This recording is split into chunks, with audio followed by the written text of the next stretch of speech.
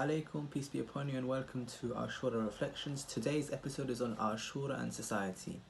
Today we are very much concerned with how we, going back, can take from the stand of Abu Abdullah from the uprising useful and practical tips for how to live in our society. We want to understand Imam Hussain in his society and why he had to go on that fateful journey to Karbala. But also in the process of that journey, how can we take certain lessons which we can apply for our lives today, especially when it comes to social activism? What movement should we join? What stances should we take? And all these issues which come from being a Husseini person today. Now, we are joined by some amazing guests today. First, we have Sheikh Sh.Jaffer, the assistant chaplain and resident at NYU.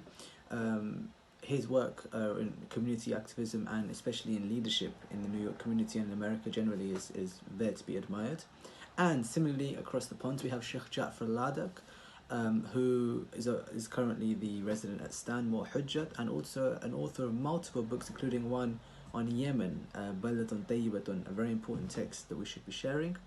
And accompanying our two dear scholars is Brother Neil Nasser. Neil being an activist, a volunteer for Hussein and many charitable causes, and a person who represents a very practical approach to solving social issues using Islam. These are great guests, which is good because my mic is not great in this episode and does cut at many moments. And so the only apology I can give to you is caveated with reassurance that in the place of my voice, we have three amazing individuals. So that's episode today, Ashura and society. Let's see what we have. Okay, so before we can discuss the social effects of Ashura to our contemporary society, it makes sense to know why Ashura was necessary in that society. So what were the contemporary social reasons, the environment in which Abu Abdullah was living and Ahl al-Bayt were living in, which led to this event? Using society, how do we understand why this had to happen before we can extract from Ashura threads of guidance for our own society? So bearing that in mind, to all of the guests, how would you chart and understand the contemporary social environment before Ashura? What was it like? Sheikh Faiyaz, Bismillah.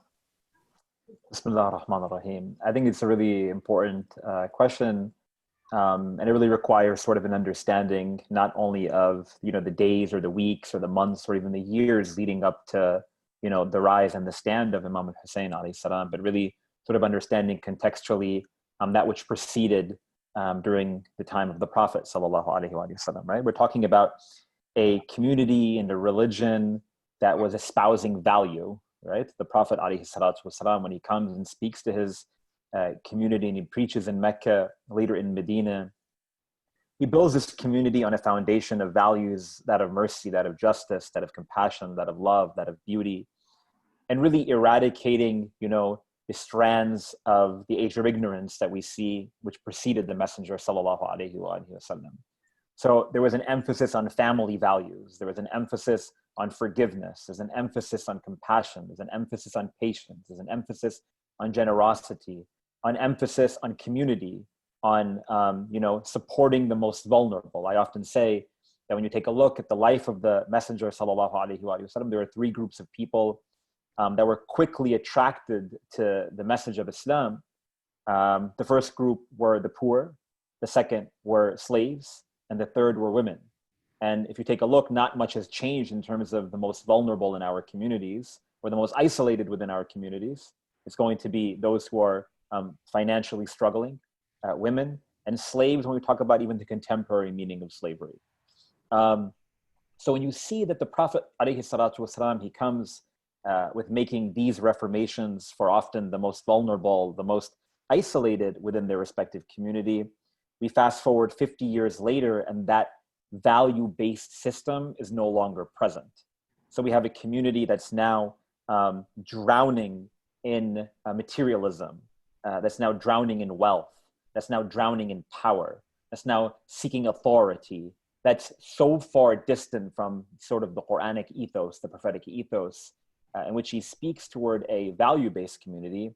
Thus the Imam alayhi salatu wasalam says that now we need to make sure that we are enjoining good and forbidding evil in this community and reconciling the affairs of the community of my grandfather, the Messenger of God, sallallahu alaihi wa sallam, my father, Amir al-Mu'mineen, Ali alayhi salam. How can we bring it back toward that time period?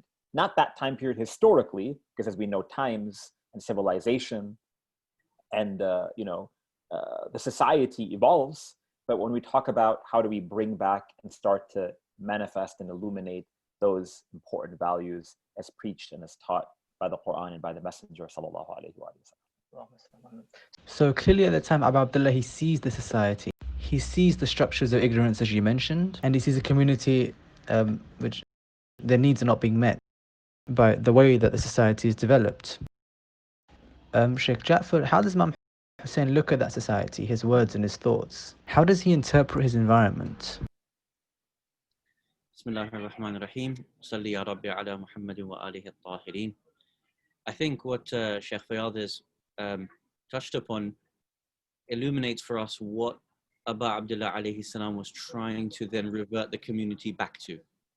If you look within the Quran, Allah subhanahu wa ta'ala describes the Arab communities in such detail about the challenges that they were going through during their period of Jahiliyyah. So of course the Arab societies were made up of the polytheists, made up of the atheists, and also made up of the Abrahamic faiths and the various sects that were within them. And you could see within them, there was this, the way in which they were living, it was like they were living in a state of being drunkard. They were fearful of everybody and everything. They were constantly fighting with each other. Sheikh Faiyaz mentioned that Prophet sallallahu alaihi wasallam came and put values into them. Quran describes, for example, how they were living. Bismillah ar-Rahman ar-Rahim. فَتَرَى الَّذِينَ فِي قُلُوبِهِمْ مَرَضٌ يُسَارِعُونَ فِيهِمْ يَقُولُونَ نَخْشَى أَن تُصِيبَنَا دَائِرَةٌ. You'll see those in whose hearts there is a disease, hastening to associating things with Allah subhanahu wa ta'ala.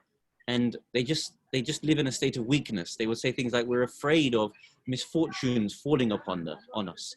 So they lived a life which was completely against the culture of Islam, and that had become so rooted and embedded in them. And of course, to shake them awake from that and to change a civilization over the span of 23 years, this is something that the Prophet ﷺ was able to do. 50 years after the death of the Prophet ﷺ, you find the grandson of the Prophet has to rise up and create a movement across those very same lands, all the way from the Levant down towards Yemen, and try to be able to re-inspire the same values that the Prophet ﷺ had brought some 50 years, 60 years earlier. So then you asked, what is it kind of in the words of Imam alayhi salam himself, in his own mantra, in his own movement, that he expressed that goes back to the values of the Prophet sallallahu alaihi wasallam? And when Imam Hussain alayhi salam leaves the city of Medina for the last time, he describes his mission statement. Famously, he says, "Inni lam akhruj ashiran, wala batiran, wala mufsidan, wala zalima, wa innama kharajtu li talab al-islah fi ummati jaddi sallallahu alayhi wa alihi." I have not risen up against Yazid for wickedness, nor for fun or amusement, nor for seeking corruption in the community, or for oppression. I'm rising up to reform the Muslim community back to the time of my grandfather Muhammad sallallahu alaihi wa alihi. So when he first describes his mission statement, he gives us 4 qualities, 4 features that he has to negate himself against. He has to say, I'm not rising up for these things, for wickedness, amusement, corruption, and oppression. Why would he have to mention these 4 things? Well, of course, from the latter generations, when they look back, they may then try to identify the movement of Imam through these. But at the very time, he needed to express these were the values that had crept into his society: wickedness, amusement, corruption, and oppression. I'm not rising for any of those things. So the Prophet had taken the community on a journey over 23 years. And then for the subsequent 50 years, there had been a systemic dismantling of all of the value systems that the Prophet ﷺ had put in, like Sheikh Faiyaz had mentioned, the values with women, the values towards the oppressed, values towards the slaves, values in building a civilization. this had been dismantled year upon year upon year. And that's why Imam Hussain has to describe in his own words, I'm not rising up for the reasons that you've once again become associated into a normalized understanding of society. I'm rising to reform, to bring it back to the time of my grandfather, sallallahu alayhi wa alayhi. This point about it being systemic is very important because the social norms which you mentioned is what had become corrupted, what was considered normal and appropriate behavior for someone being a Muslim living in the qawm of the Holy Prophet.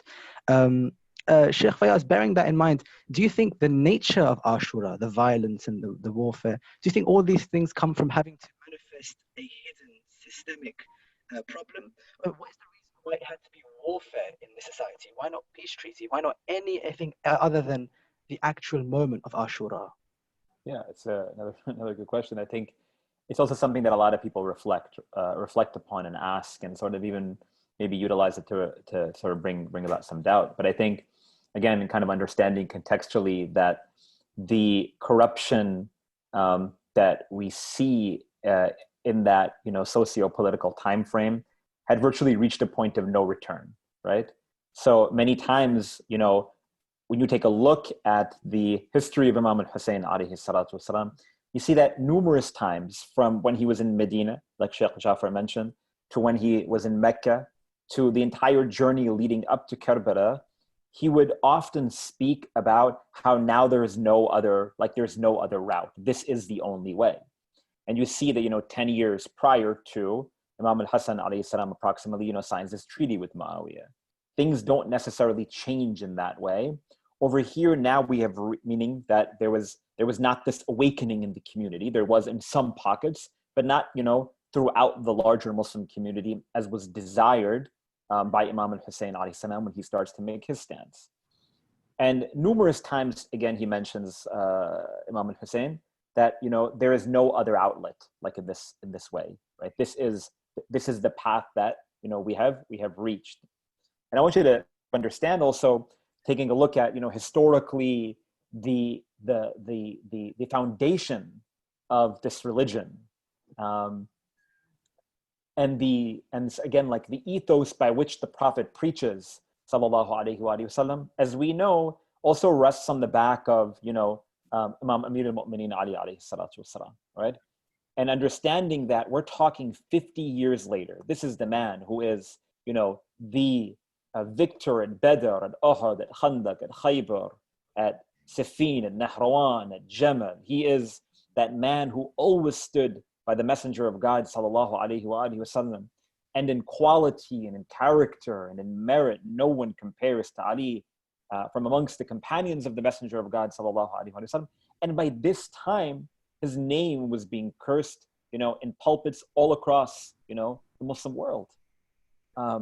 So when you talk about the legacy of the Prophet and the legacy of the Quran and the legacy of the family, there was no other way to allow for this awakening to take place other than the route and the steps that Imam al-Hussain alayhi salatu wasalam took. Ahsan. Now, both of you referred to the nature of the qawm at the time, both in referring to the pulpits being used across the ummah, and as Sheikh Jaffer mentioned, the Levant going as far that far west in the community. So it seems like what Imam Hussain does needs to reflect or needs to affect the entire larger community. And that implies that in his decision making, he's thinking of the entire society and not just Medina or Mecca, but the entire implications of the region. I didn't hear the question as well. Sheikh Faiyaz, do you want to reply first? Yeah. No, I mean, Abbas, to your point about whether or not Imam al-Hussain alayhi salam's stride was also to potentially make a larger social impact, right? That's kind of how the way I'm understanding it. Exactly. I think absolutely, right? And the words that Sheikh Jaffer mentioned, the words of Imam al-Hussain, "Inni lam akhruj ashran wala batran wala mufsadan wala zaliman," demonstrates just that. "Innama kharajtu litalab al-islah," that I'm seeking one thing. I'm seeking a reform, a societal, communal, spiritual, ethical reform in the community of my grandfather, the Messenger of God, sallallahu alaihi wasallam. If he wasn't seeking this reform, this social reform, but again, I'll also throw this out, as much as the title of this episode has the word society in it, and we're seek to sort of understanding the societal dynamics of Ashura and how that manifests in the contemporary lens today. What we never want to remove from the equation is also sort of the spiritual dimension of Ashura. It's Imam Hussain alayhi salatu wasalam seeking societal reform so that we put God back in the equation. You know what I'm saying? So it's as much as the lessons that we learn from Imam Hussain alayhi salam in terms of practical, impact, when you remove God from the equation, it's just, good deeds, or good actions. When you put God in the equation, it's something that draws you closer toward our ultimate objective. So when we see Imam Hussain alayhi salam, and we see the companions of Imam Hussain, and we see his family members, and we see his women, and we hear these anecdotes, and we read the history, and you're so drawn to these personalities, what allows them to reach that height and to reach that level is because the only thing that they saw was God on the 10th of Muharram. The only thing that they saw was God in that entire process, of leaving Medina, to going to Mecca, leaving Mecca, stopping in all of those journeys, being a small band, standing in front of 30,000 people, the young and the old, the children, even the only thing that they saw was God. One of the generals of the army is narrated in one of the literature, one of the maqatil literature. It states that when Imam Hussain had lost everyone, when he was fighting the enemy, he calls out to his army, meaning from the Umayyads, from the army of Umar bin Sa'd, says, "Unzuru ilay la yubali bil maut." Look at this man. Death is not something on his mind. Why? Because the only thing that he saw was God. So social reform without a doubt. But because God was lost in the equation, and that we derive from the words of the Imam alayhi salatu wasalam, إِنَّمَا خَرَجْتُ لِتَلَبِ الْإِسْلَامِ, we talked about before, that the ethos of the prophetic community was based on values, of course, with God, right? And that's kind of what we always want to go back to in this sort of larger conversation. Ahsan. Sheikh Jaffer, any thoughts on this? Yeah, I think now I got it. So thank you so much to Sheikh Faiyaz to kind of like You got it. No worries. I got your back. Like that through for me. The Quran, Allah subhanahu wa ta'ala tells us that the ummah of the mu'mineen, it's one ummah, right? Inna hadhihi ummatukum ummatan wahida. Verily, your community or this community of yours is one single ummah. But then immediately, the conclusion of the verse, وَأَنَا رَبُّكُمْ فَاعْبُدُونَ. So since I am your Lord, all of you, then you should worship me alone, Allah subhanahu wa ta'ala says. So there's clearly a relationship between A, having a united community, and B, being able to worship Allah subhanahu wa ta'ala. Because once the community is broken, it becomes difficult from the societal perspective to be able to worship Allah subhanahu wa ta'ala to your optimum. You asked about the movement of Imam al-Hussain alayhi salam being inclusive and not just focused, say, for example, on the geographical regions of Mecca and Medina, where he lived and where he had to break his Hajj, right? If you think about the geography of the Muslim Ummah at that time, you can break it into certain parts. You might say, for example, on the southern tip of Arabia, you've got Yemen, which is very much a stronghold for Ahlul Bayt alayhim as-salam. Mecca and Medina has gone through a turmoil, and people like Abdullah bin Zubair and Abdullah bin Umar, they have gained a stronghold, a footing there within those particular areas. But then as you go further north, then for example, you've got the Levant, and as we know, Banu Umayyah very much took over the Levant, right? Syria became a stronghold for Banu Umayyah. And then as you go further afield into places like Egypt, where previously under the time of Imam Ali alayhi salam, you did have a bit of a stronghold with people like Malik al-Ashtar. So what you're finding is that the Muslim Ummah has actually been broken into pieces. And one of the main tasks of Imam al-Hussain alayhi salam is to try to reunite the community as it was under the Prophet sallallahu alayhi wa alayhi. Factions are now being created, and as a result of the factions that have been created, blood is being shed. If you want to be able to return the ummah to that of the Prophet sallallahu alaihi wa alihi, it has to be ummatan wahida. That has to be the starting point of being able to unite a community under one banner and not under disparate banners. as the Quran says, "Inna hadhihi ummatukum ummatan wahida, wa ana rabbukum fa'budun." Sheikh Fayyad mentions like on the day of Ashura, and you can hear the sermons or the statements of Imam Hussain alayhi salam across this time, as Sheikh Fayyad alluded to. At one point, Imam even says, "Look, let me leave from this land, right? Let me go towards Hind." He's not seeking to create war. He's seeking to be able to bring people together under one banner of what it's supposed to be. That's the central, or one of the central ethos of the Islamic ijtima'iyya, or the whole system of, or a social system in the idea of Islam, the unity that has to be there. Allah subhanahu wa ta'ala talks about the slogan of those people who are coming together as being akhlaq, as being the pinnacle of character, as being what underlines bringing a community together. The Quran says, "Sibghatallahi wa man ahsanu min Allahi sibgha wa nahnu lahu abidun." Allah subhanahu wa ta'ala says, you know, the distinguishing quality is to be with Allah subhanahu wa ta'ala. Right? As Sheikh Fayyaz just said, you can have all the a'mal you want, but when you disconnect it from God consciousness and servitude of God, the value is, it's devoid of the proper value. Sibghat Allah, right? So the real distinguishing quality is being with Allah subhanahu wa ta'ala. وَمَنْ أَحْسَنُ مِنَ اللَّهِ سِبْغَةً. And who could give a better distinguishing quality to your life, to your purpose, other than that distinguishing quality of the akhlaq that you have with Allah? وَنَحْنُ لَهُ عَابِدُونَ. And Allah is He who we truly worship. So again, the whole concept of the worship of Allah is again related to the ijtima'iyya of Islamic society. Imam Hussain alayhi salam's movement, if you notice, it's so spectacular. He moves from Medina to Mecca. He then sends his ambassador, Muslim ibn Aqil, all the way to Iraq. He's then trying to bring wider regions together under one banner, because there is one part of the ummah that is really breaking away, and that's the Levant, that's Syria. So you need to be able to bring those people together.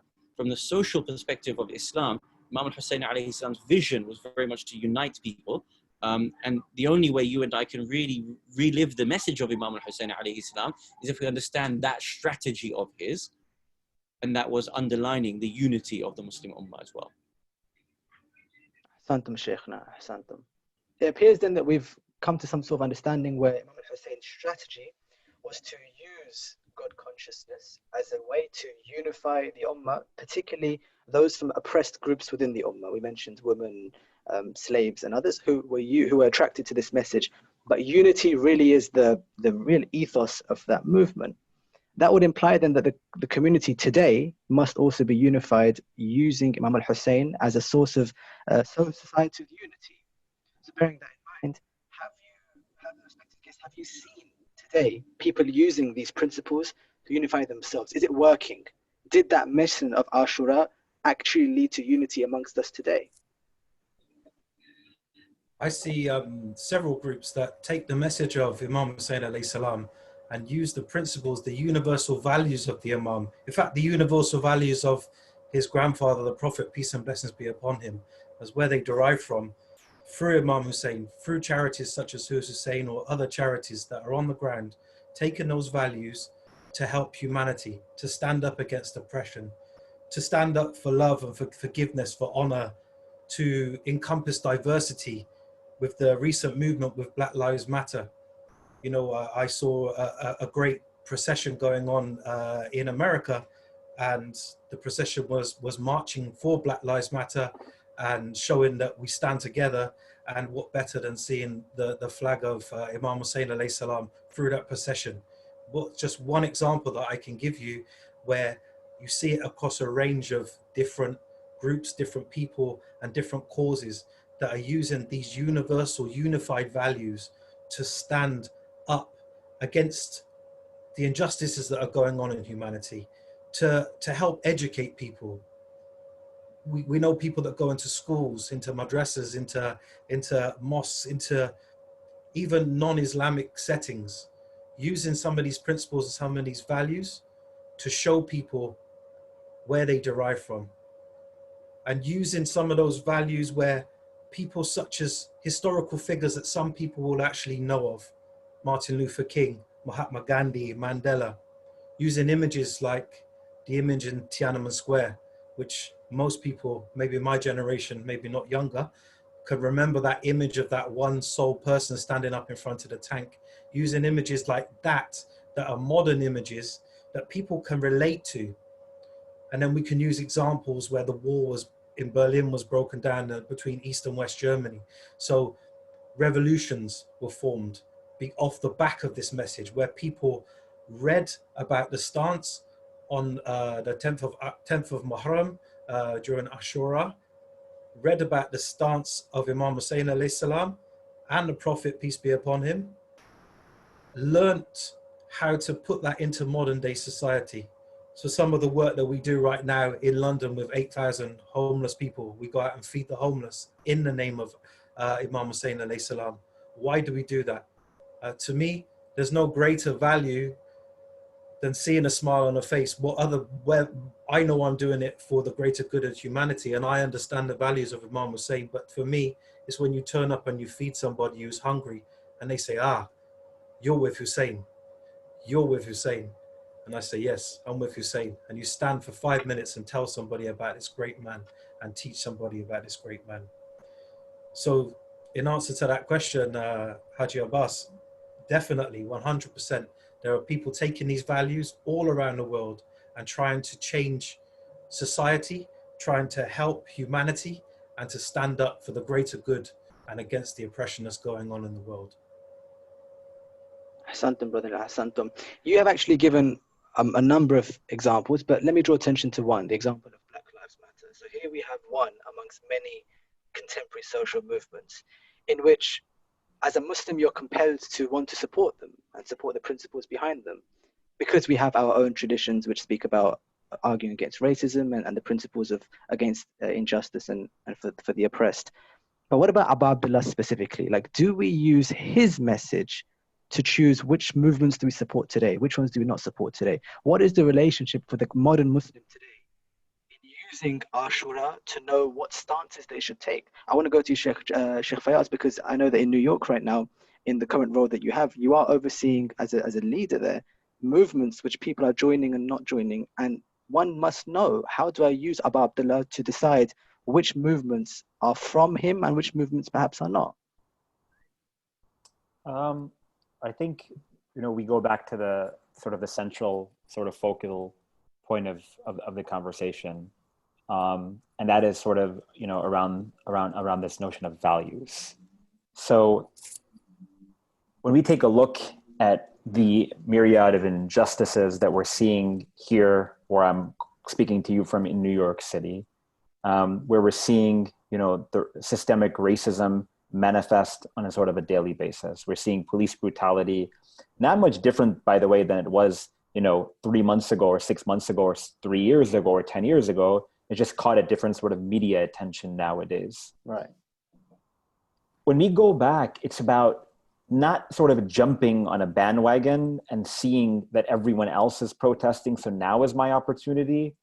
It's about being consistent in supporting those who are most vulnerable in our populations and in our communities.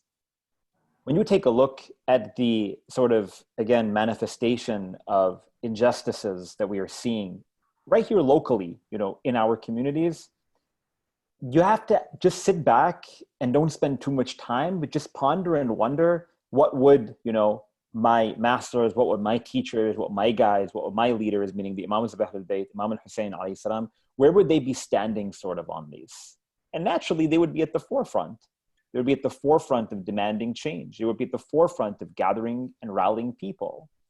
And I think that, our definition and our version of what it means to honor Imam al-Hussain alayhi salam is so internalized to how I feel in my heart and how I preach the message to my community, that we forget about his dynamic nature, that it needs to sort of take a role and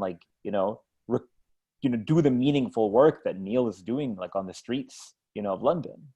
And that's not in a sort of with the intention to like proselytize and to get people to all of a sudden like convert and say, oh, look at Imam al-Hussain, we need to like be his follower, but it's about espousing those values and letting people like make their decisions in their own life. It's more about my identity and about my ideology and about what I have taken from Imam Hussain alayhi salatu wasalam, to share to the world, not because I want to share it with them because I want them to convert, but because it's a responsibility then, you know, more than, you know, knowing, and you know, and not doing. If there's a really, what I'm trying to say is that, sorry, take one step back, there's a greater responsibility for the one who knows and doesn't do. So I know Imam Hussain alayhi salam, and I weep for Imam Hussain alayhi salam, and I make ziyarat of Imam Hussain alayhi salam, and I beat my chest for him, and I distribute food for him, and I recite majlis for him, and I recite poetry, and all of these things. That's great. Now, there's also a dynamic nature to how the ritual has to be sort of manifested and brought to the streets, right? Such a How good point. can that be something that is universally transmitted in a way that's not only to ourselves? And I think that this is, I don't want to say it's where we've failed, but it's where we need to do more work, because we clearly haven't failed, because we have, you know, angelic personalities in this world like Neil, right? We're going and doing that every single day. And what is it going to take for our community, all of us, to walk in those footsteps? It's a lot easier for me to stand behind my microphone and live in my ivory tower and preach and no one criticizes me. It's a lot more difficult for me to get out and go and sleep on the streets for days at a time, and, you know, being the one who's distributing food in the dark and the cold winters, you know, and doing that. And again, that work is prophetic. That work is Hussaini. You know what I'm saying? And that's where we need to take our message and take this inspiration that we gain from Imam Hussain and from Karbala and from Ashura. So beautiful. Sheikh Jaffer, I know that you have, especially in your series on an Islamic theory of activism, looked at the theory and the practical. So bearing in mind what Sheikh Faiyaz just said, how would you add to that in terms of the modern activist today using Imam Hussain and the values of that time? The first thing I would want to say is that, you know, there's no way anyone could criticize Sheikh Faiyaz. So, you know, that's okay. But also, I concur, Neil is like an angel walking on this earth. You know, when the Quran speaks of society, it links man to God and then man to man, right? So you have the upward, and then you have the vertical relationship, and then you have the horizontal relationship. And this is mentioned in the Quran together, right? In the same verse. For example, in Surah Al-Ra'd, chapter number 13 of the Quran, verse number 20, Allah subhanahu wa ta'ala says, I'm going to come back to this verses in a little while, inshallah, but Allah says, الَّذِينَ يُوفُونَ بِأَحْدِ اللَّهِ وَلَا يَنْقُضُونَ الْمِيثَاقِ. There are those who fulfill the covenant with Allah, right? So that's the vertical. الَّذِينَ يُوفُونَ بِأَحْدِ اللَّهِ. They have wafa, they have loyalty to the ahad of Allah. And in the same ayah, وَلَا يَنْقُضُونَ الْمِيثَاقِ. And they do not break the mithaq, the contract. The mithaq is different to the ahad. The ahad is with Allah. What is the mithaq? Between people. It's between society, individuals and collectives. So Allah subhanahu wa ta'ala says in this verse that there is always an ahad that you have with Allah, and there's always an ahad that you have with people. There is no way for you to truly serve Allah without serving the people. So, for example, we have many ahadith that speak about this. For example, you know, we have a hadith where Ahlul Bayt alayhimus salam will say, for example, Afdhalun nas, anfa'un nas. You know, the most preferable of people in the eyes of Allah is the one who is most beneficial to people, like Neil, rather than someone like me who sits, as Sheikh Faiyaz mentioned, in my ivory tower preaching. But to prove you are beneficial to people is actually where the worth of the individual sits. Or for example, you know, you have the hadith where Ahlul Bayt alayhimus salam say, you know, the one who has not thanked the people has not thanked Allah. And as you know, in Islamic ethics, thanking is actually gratitude. You know, it's a genuine appreciation for what someone does for you. So if you don't thank people, you're not grateful to everyone else in society, you're not really grateful to Allah. So it's important to know that from a social perspective, there is always this relationship outwards as well as the relationship side to side. This is the introductory point. But going on from this, as Sheikh Fayyaz mentioned earlier on, I think in the first point that he made, is that without belief in Allah, Jalla Jalaluhu, actions remain actions. They can be good. They're not necessarily neutral, but they don't fulfill the potential that they have. They can never fulfill the potential that they have. Any corruption that happens in a society is due to a lack of faith in Allah and the hereafter. This is really important to understand. When the tajir, the business person, has a lack of faith in Allah or in the hereafter, yani accounting, the hisab that he has upon him, he goes towards, like the Quran says, وَيْلٌ لِلْمُطَفِّفِينَ, woe be upon those who are the cheaters in their business, yutaffif. Or for example, the factory worker, the amil, he won't work hard, he won't fulfill his responsibility. The muwaddaf, or the person who is responsible in civil society, he will allow corruptions to come in across the border. The alim is the same. When a person, whatever extent that they lack in faith, that amount will be filled with corruption. So from the Islamic perspective, each sifa that a society has to have is connected with one another. A society that is blossoming needs to have adl, needs to have ihsan, needs to have sabr, needs to have prudence. All of these things are manzuma mutakamila. They're a system which works off the back of each other to provide a holistic system. In the same way, corruptions feed corruptions, which feed more corruptions. They all work with each other. So for us to be able to create the holistic society, there needs to be the ahad with Allah that is being fulfilled, and then there needs to be the ahad with each other which is being fulfilled. And that when we do one element of the ahad with each other, this should lead on to the other in order to create the manzuma mutakamila, a complete system of living within the society. There's no point in having one part of the manzuma, the system that we're supposed to be living in, this nizam, such as the majalis al-Husayniyah, without the type of work that Neil does.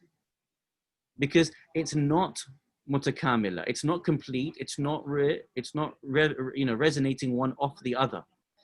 So in these verses I mentioned to you earlier on from Surah Al-Ra'd, Allah subhanahu wa ta'ala is saying to us, in these verses I mentioned in Surah Al-Ra'd verse number 19, Allah subhanahu wa ta'ala said, Bismillahir Rahmanir Rahim, أَفَمَنْ يَعْلَمُ أَنَّمَا أُنزِلَ إِلَيْكَ مِنْ رَبِّكَ الْحَقُّ كَمَنْ هُوَ أَعْمَى.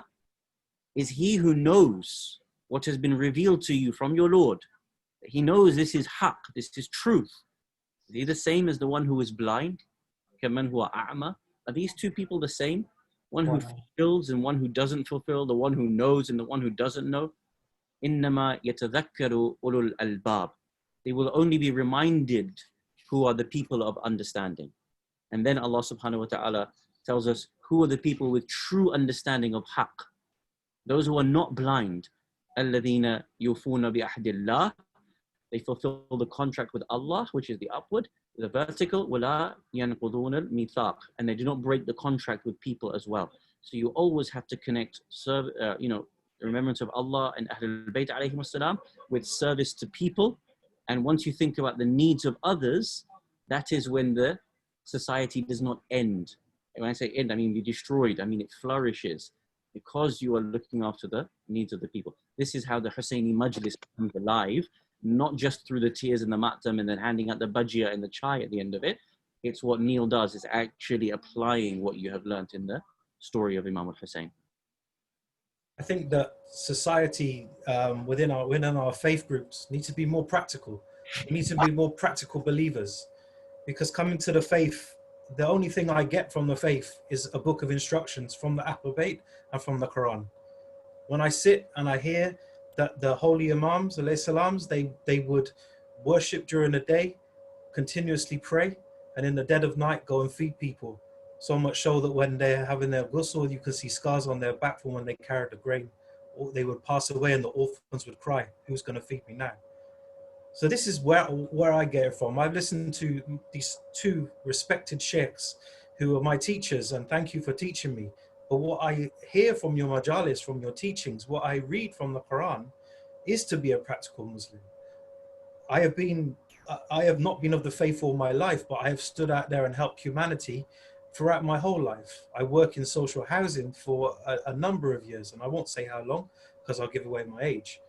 But what Islam has done for me is give me purpose, knowing that this is the true path, knowing that this is what we should be doing practically, serving people. When we go to the masjid in Ramadan and everybody's sitting down waiting for that one moment for the azan to be recited, and everybody starts, you know, almost opening their mouths and stuffing away food and drinking water without a thought to what's going into their mouth, without a thought about anybody else that's hungry out there in the world, in society, without the thought of helping people. I was famous, well, famously is not very famous. I'm not very famous, but I walked out of a You're a legend in my book. You're a legend in my book. And mine. My teachers. I'll tell you a story. I was at a Fajr namaz at a local masjid, and I listened to the majlis. I prayed my salah, and then I helped to set up for the breakfast, and then they served the breakfast, and I walked out, and they all said, "Where are you going? Why are you not sitting down? Eating." I said, "How can I eat? Like, I'm going to central London to go and feed the homeless with a Christian group. Like, why are you sitting there eating oily food this time in the morning and stuffing your face over and over again? You should be coming out there and doing what that Ahlul Bayt alayhi salam would do. Is that not what we're taught?" And I was very much looked down upon for that action. I stand with a lot of charitable organizations, and unfortunately, majority of the times they're not people from our faith group. They're from other faith groups. And I know that people went to Greece and they're helping people come out from the boats, fleeing war-torn countries. And it's not Shia of Imam Ali standing next to them. It's blonde-haired, blue-eyed Christian people or people from other faiths that are helping. We need to be more practical. So I urge anybody that's listening or watching this podcast, let's unite. Let's stand up. Let's reenact what the Ahlul Bayt alayhi salam teach us. They teach us to be true humanitarians, to stand up for injustice in whatever form. Don't just make it because Black Lives Matter is a hot topic. No, do your research. Know what you are standing up for. These are human beings. We are all human beings. There is no word. Race is a made-up word anyway. Sheikh Jaffer Ladak, they gave a great lecture the other day on that specific word in itself. There is only one race in this world, and that's the human race. And there is only one creation, and that's everything around you, and that's God's creation, from the plants to the animals to the insects to the human beings. You mind me asking, do you find it because the community takes time out day after day, week after week to come to the masjid, the Hussainiyah? There's so many different programs that people have to take time out for. So by the time they get ready, they come to the mosque, they find their parking, they come back, it's 3-4 hours.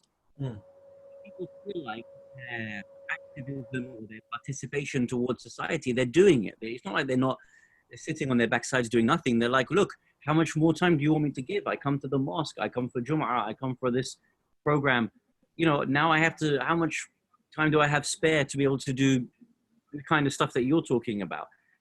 Do you feel that people have an excuse here? Do you not feel that people can say, well, I'm coming to the mosque, this is my 4 hours in a day that I'm giving? Well, we could start by looking at the centers. We could start by looking at the federations. We could possibly get encouragement from our mosques and our programs that are coming along to go towards more activism and to do more in society.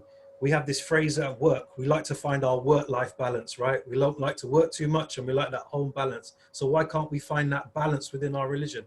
Surely the Ahlul Bayt found that balance, did they not? Did they not earn their halal rizq? And did they not go out and feed the poor? You know, famously, and you guys will be able to quote it better than me, how many days did the house of Bibi Fatima alayhi salam door knock after they fasted? Was it 3 days? And they gave away their food, Did Bibi not give away her dress on her wedding night? You know, do people listen?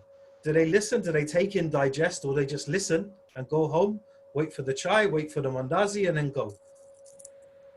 It's about being more practical. If we come together and understand what the Prophet, peace be upon him, what Imam Hussain universal values were about uniting people together, no matter what skin color you are, what skin tone you are, no matter what ability or disability you have, come together to be more practical, a more humanitarian society, we will be able to change a lot of things going on in the world. How can we even sleep at night when there's over 150 million orphans in the world, where there's over 1 billion people in the world that don't have access to clean water, where there's countless, when you know Yemen is 80% of Yemen's gonna starve.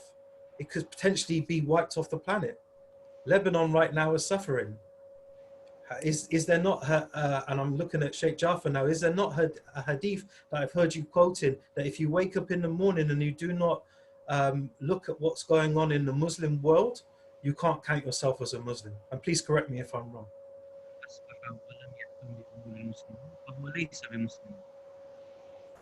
So we hear that. We hear this coming in.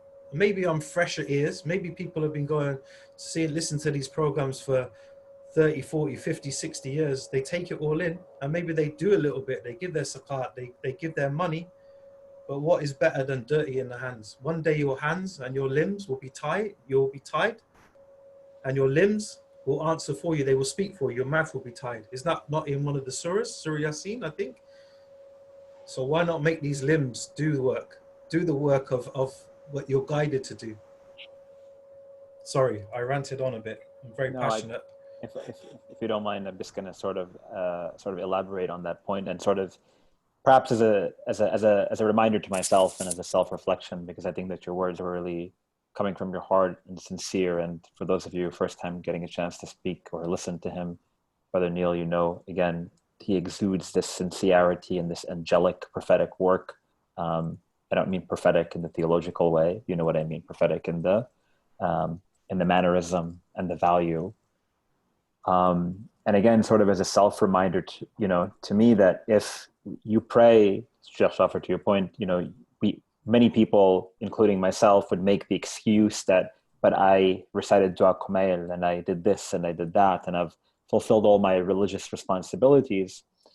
I think that when you take a look at our tradition and the beauty that exudes from our tradition, from the Messenger and Quran and the family of the Messenger, peace and blessings be upon all of them, is that if that worship internally, or like we said before, vertically between man and God, is strong, and if it does not translate toward the horizontal, then we're doing the vertical wrong. If my worship and my obedience and my prayers and my fast and my ritual, religiously, spiritually, is not translating into allowing for me to be doing the meaningful work that this world needs, then I am doing that worship wrong. When you pray, when you go for Hajj, and when you fast during the month of Ramadan, we have all of these ahadith that tell us as well, that amongst the wisdoms, maybe not the only wisdom, but amongst the wisdoms of why we fast is so that you feel the pangs of hunger that those who don't have food feel, right? Then when you go for Hajj, you see this universal, or this universality and this diversity of those who are performing tawaf around the Kaaba and praying to your right and to your left. If you do not think or care about those who are around you and see their style of living, if it's not translating when you go back home, you're doing the worship wrong. If you sit in the majlis of Hussain alayhi salam and you weep for Imam Hussain alayhi salam, and you beat your chest and you serve food, or you make food, or you recite poetry, or you weep over it, whatever it is that you do ritualistically to connect with Imam Hussain, may Allah bless you. But if that is not something that translates into being Hussaini in the meaning of it, that someone like Neil is representing and embodying, then we are doing it wrong. And I'm talking to myself before anyone else. This is not to attack anyone. This is a self-reflection for myself. And I think that we really need to think, and we really need to take a look at the big picture. Someone's going to always argue, but what are you talking about? You know the reward for the one who sheds a tear. Yes, I know that reward, and I know the hadith, and I know it backwards, and I know it forwards, and I know it every other way. At the end of the day, we do not work for God for reward. If we are worshiping God that way, our understanding of how we worship God is not in the understanding that the Prophet and Ahlul Bayt worshipped God. We have to live and embody our life toward reaching the state of utter and absolute perfection. I can get all the rewards that I want, But when God asks me that question, why did you not support the most vulnerable in your communities? That embarrassment that I'm going to feel on the day of judgment, standing in front of my creator when he says that there are women in your communities being domestically abused, why were you not supporting them? That there were people in your community who did not have enough money to be transported to come to your majlis. Last year, there was a brother who reached out to me, his convert, and he told me that I love to come to your majlis. This is during Muharram. He sent me an email. And he said, but I don't have enough money for the Metro card fare. It costs $2.75 to come from the Bronx to Manhattan. For those of you who are familiar with sort of the dynamics of New York City, I do not have enough money to come to the majlis. And at the same time, we're feeding these lavish, nice, really comfortable meals, and everyone's going back to their, homes and looking at their 401ks and, their retirement plans and whatever is equivalent in the UK, I don't know. You guys get what I'm saying? That's a problem that we're living that type of life then. Or at the very least, we're not giving out of ourselves a little bit more. So we need to take individual responsibility firstly. And then at the same time, once we've submitted to our individual faults, then communally we can work together to allow for the societal change, understanding again that if we're not, that this is the work that's required to truly, draw ourselves closer to our creator and to fulfill our responsibilities as human beings. What Sheikh Faiyaz says is phenomenal. And, there's an ayah of the Quran, you all know better than me, in Surah Al-An'am, verse 162, Allah subhanahu wa ta'ala says, قُل, say, Inna salati wa nusuki wa mahyaya wa mamati lillahi rabbil alameen. And Sheikh Faiyaz said, if you're praying, but that's where you think your ibadah ends, or you come to the Husayniyah and you recite the Du'a Kumail, and that's where you think your service ends, or you shed a tear and you think that's where it ends. I say openly, clearly, so that no one can misunderstand my words, you are sincerely mistaken, sadly. And this verse is telling us that. Qul, say it. When Allah says Qul in the Quran, what he actually is telling you is, don't just say it, you have to believe it. This is something that has to come from within here before it can come here, right? Qul, say it. Be proud of it. Be aware of this. Inna salati, my prayer. So this is the act of ibadah. Wa nusuki, and all of my acts of living. Wa mahyaya, my whole life. Wa mamati, and my death has to be lillahi rabbil alameen, for the Lord of the universe. So all of these elements of life have to come together. And it's amazing the sequence, the siyaq of this verse. Allah subhanahu wa ta'ala starts with the ibadat, the salah, which is wajib, and then wa nusuki. So all of my daily acts of servitude and worship, it emanates from the back of that salah. To prove the salah has been correct, there has to be the service to mankind that comes off the back of that. Otherwise, there's no way the next part of the verse works. Wa mahyaya, my whole life has been for Allah. And if my whole life has been for Allah, wa mamati. That's when my death also becomes for Allah subhanahu wa ta'ala. Lillahi rabbil alameen. So again, bringing it back to Hussain ibn Ali, salamullahi alayhi, we focus on his death, which of course is the crescendo of his life. But without focusing on his life, you can't really understand his death, right? As Neil was saying, look, in the darkness of the night, he's going 3 days hungry. He's giving up his food. He's giving it to someone else. That's the life. And as a result of mahyaya, the way he lived, that's why he died the way in which he died. Wa mamati. Lillahi rabbil alameen. All of it is for the sake of Allah. So it starts with the wajibat, inna salati. That leads to the a'mal of the days that we do our work, the things that we give back to society, the horizontal, as we discussed, wa nusuki, that bleeds into life in its entirety, wa mahyaya wa mamati lillahi rabbil alamin. That, I hope, kind of reflects what Sheikh Faiyaz was saying. Sheikh, but we have so few who embody religiosity in that utmost sense, mahya wa mamati. Like, that type of practical religiosity is a rare thing, and it's sad how rare it is. Maybe I'll just jump in really quickly and say that sometimes there are people who embody it, but we don't see it all the time. So, oftentimes we only look to the apparent, but in the depths, there are people who certainly we need to do a lot more, don't get me wrong. But sometimes there are people around you who you don't kind of really understand or know that diligence that they have truly in being that servant or that caretaker of society, sort of even in their own, again, a lot of times when we set these incredibly massive goals that, okay, I'm going to end home. I often give this example in my community. My goal is to end homelessness in New York City. Let's just say I have this idea, I have this notion, I have this belief. Great.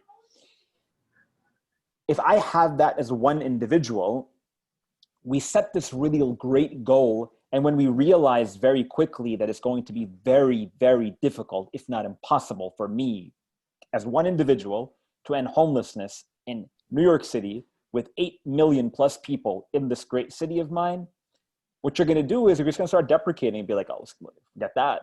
Why would I try that? Let me just forget about it. No, what you want to do is you want to start setting like very realistic goals. And I know Neil can probably point to this better than I can, at least, that you take the small steps to be the difference maker.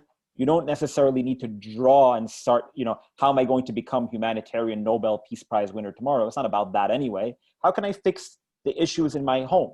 How can I fix the issues in my direct community, then in my city, and then in my region, and then sort of more on a broader level? And don't think that that little bit of work is, not worthy. It's very meaningful, and you're going to see the meaning sort of manifest in front of you by just doing the deed and doing the service. If we're talking about the eradication of poverty or racism or injustices all across the board, and if we see that if I did not fulfill it, then I've not been successful, then someone would say, how can we still see injustices and we see all of the oppression that we see after Karbala, after Imam Hussain? Does that mean Imam Hussain failed? No one in this room, virtual room, and no one listening who knows Imam Hussain would ever dare say such words, because they would be, it's blasphemous to say something like that. Because it's not about allowing for the objective or the goal to be materialized. The objective and the goal is to strive in the way, right? Lillahi Rabbil Alameen, in the way of Allah subhanahu wa ta'ala, in a sincere way. That is the goal, right? That is the goal that we're seeking. The means, even if they're small, even if they're incremental steps, that is still reaching the ultimate goal, which is drawing us closer to the Creator. Make sense? That makes sense to you? 100%. No, I agree with you, and I agree with you. Heart held. There's so many people out there in our faith that are doing good work, and I may have been a bit harsh in what I'm saying, but I think more of us need to do it. And that people, yes, behind the scenes are doing some fantastic, phenomenal work, and they're not in front of the screen like me. I love the sound of my own voice. I have the ability to talk and to try to encourage people as part of my profession and what I do. So I see it as a platform so I can encourage others. But please don't take it that way. I wasn't. Honestly, Habibi, please, I'm not taking it that way, but I just want to make people that are listening, they know that there are people doing great work out there. And I just want to echo your point. In terms of setting realistic goals, that's the right attitude to have. If you can go out there, and I say this quite a lot to the groups that volunteer with me, go out there knowing that you are not going to change the world, but you can change the world for somebody. You have the ability to change the world for 1 or 2 people today. In the 2 hours that I'm going to go out there, I'm going to stand in the rain and give people food and give them someone to talk to and a hot cup of tea. I will change that person's world. I'll make them smile and make them feel like a human being. But am I going to be able to eradicate homelessness? Am I going to be able to stop people from being orphaned? Am I going to be able to give people, everyone in the world, clean water? No, I'm not. But what I can do is spend a few hours raising money for a water charity, make people aware of what's going on and the plights of the orphans around the world, or even go and help one of my neighbors who's maybe elderly and can't do their shopping and cut their grass for them. It's just about knowing what you can do and where you can help. Sheikh and us, both of you, there is a verse in the Quran, and I cannot remember it, and it's about something along the lines of being good towards your parents, the wayfarer, the neighbor close to you, and the neighbor far away from you. I can't remember the whole verse, but to me, that's a very big instruction. Do you guys know which one I'm talking about? Yeah, Allah subhanahu wa ta'ala talks about the jari al-qurba wa jari al-junub, right? The one who is neighbor who is close and the one who is further away. That's the one. That's the one, yes. So when, again, I reiterate what I was saying before, when I read the Quran, when I read a hadith, when I sit and listen to lectures, I take stuff away from all those about, yes, my wajibat, what I should be doing when I go on the Hajj, when I go on ziyarah, looking around me, helping people around me, knowing the information that I know. Now, I studied Black history. So one of the things that I really took upon within my life pre-Islam, I say pre-Islam. So I know a lot about it. With the Black history movement, I took it upon myself with a show that I did when I started quoting people like Harriet Tubman, when I started quoting people like Claudia Covert. People were saying to me, how do you know these people? Who are they? So I took it upon myself to use my social media channels to try and educate people, because that's what we should try to do. Uplift, educate, inspire, and help people to be more humanitarian and live the values, the universal values of the Prophet and his family, peace be upon them all. This kind of call to arms is so important, and we're coming towards the end of the discussion. So I want to put a kind of practical question to all of you, which is, we've identified the reasons why activism inspired by Imam Hussain either doesn't go noticed because it's very subtle and it's in the quiet of the night and it's in secret because it's for Allah, or sometimes people, maybe they've not linked the majalis to the activism and they need to do this. And in other cases we've mentioned, people might be doing amazing humanitarian work but not because of their religion. Similarly, people might be doing amazing worship but it doesn't lead to activism, and that's a question of balance. In all of these cases, the listener will want to know how I practically use majalis and muharram and find projects which Imam Hussain would want me to be in. So bearing that in mind, to all of you, perhaps one by one, for the one listening, how do they get involved? What should their approach be when they want to live that Hussaini life in the society? How should they be thinking?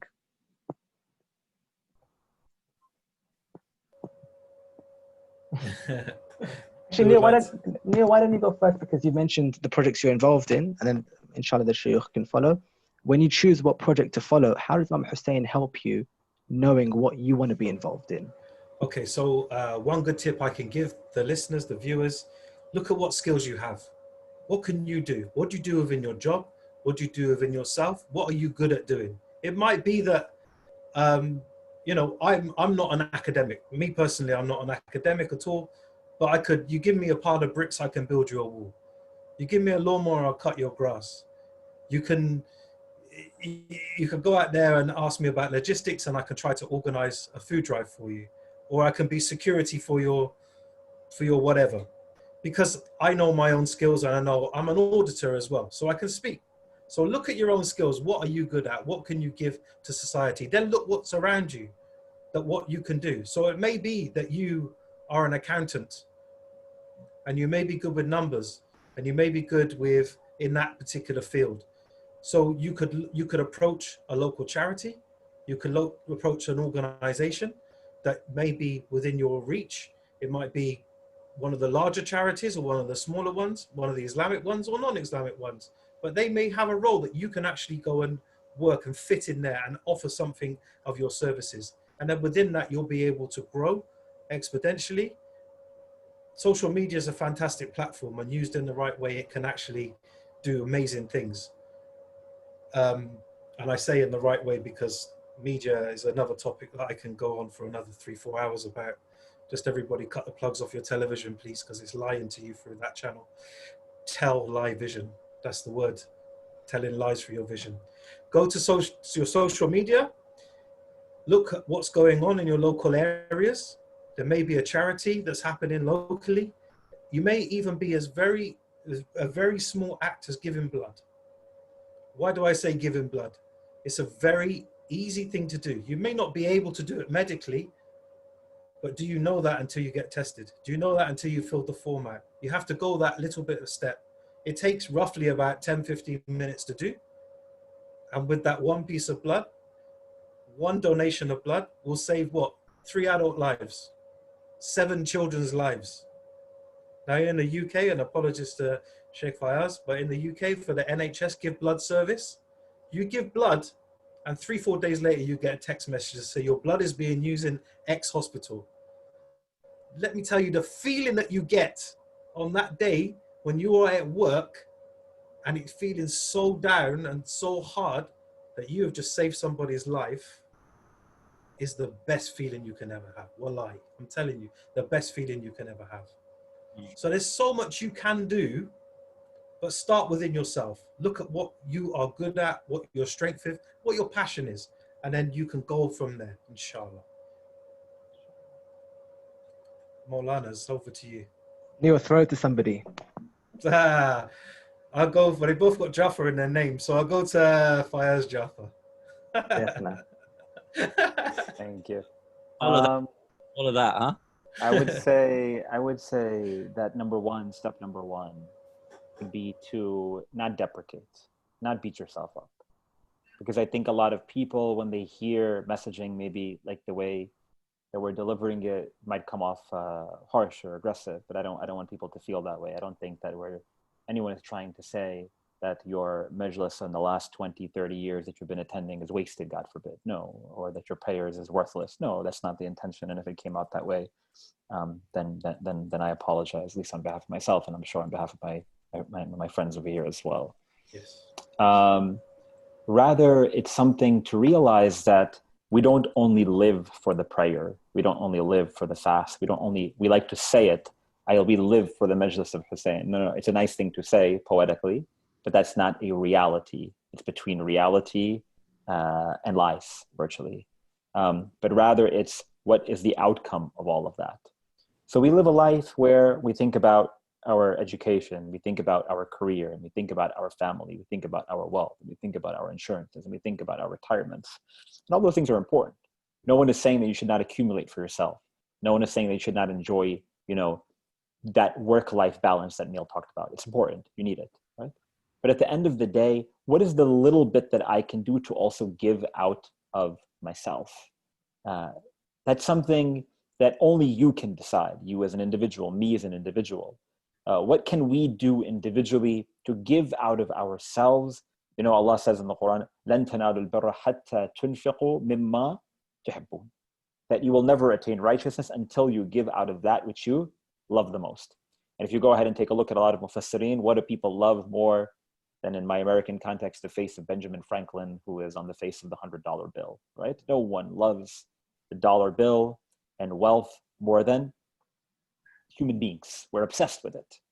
And so I would argue that, the way that, things have changed in the world is, mufassirin, commentators of the Quran will often say, wealth, wealth, wealth, wealth. Everyone loves wealth. Everyone loves wealth. It means to give out of your wealth. Things have also changed, Now we live in a world where perhaps more valuable than our wealth is our time, is our convenience. So I'm not going to go and stand on a line to go buy my coffee. I'm going to order it online and then go pick it up, Or I'm not going to, go to the grocery store and walk through the aisles. Those groceries better get delivered to my front door, and you're willing to pay for it. So give out of that which you love the most. Give out of your convenience. Give out of your time. Give out of your comfort. Get out of that, zone that you are in, whereby you're always feeling good. Do something that's a little bit more challenging and difficult, but in a way of service. And what you're going to find is that there's a lot more beauty that comes back.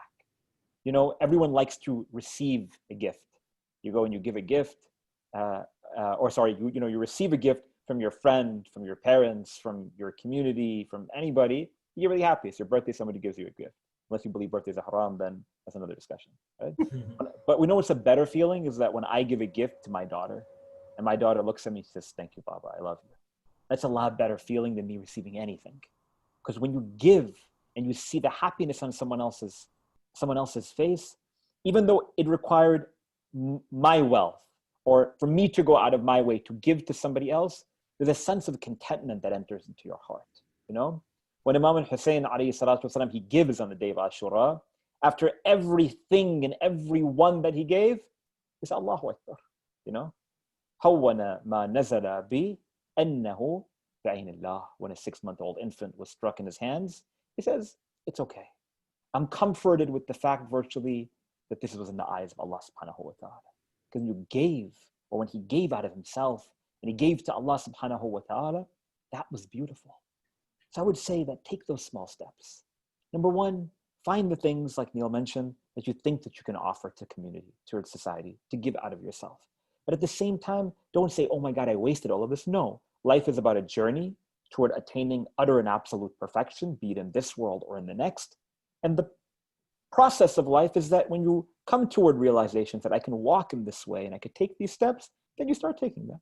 And if today is that day, then inshallah, make that intention, ask God to help you, and by the blessing of the grandson of the messenger of God, peace and blessings be upon him, inshallah ta'ala will be able to make those necessary strides. MashaAllah, beautiful. Sheikh Jaffer, last words. Beautiful words, both from both of them. I don't know what to be able to suggest beyond what they have said.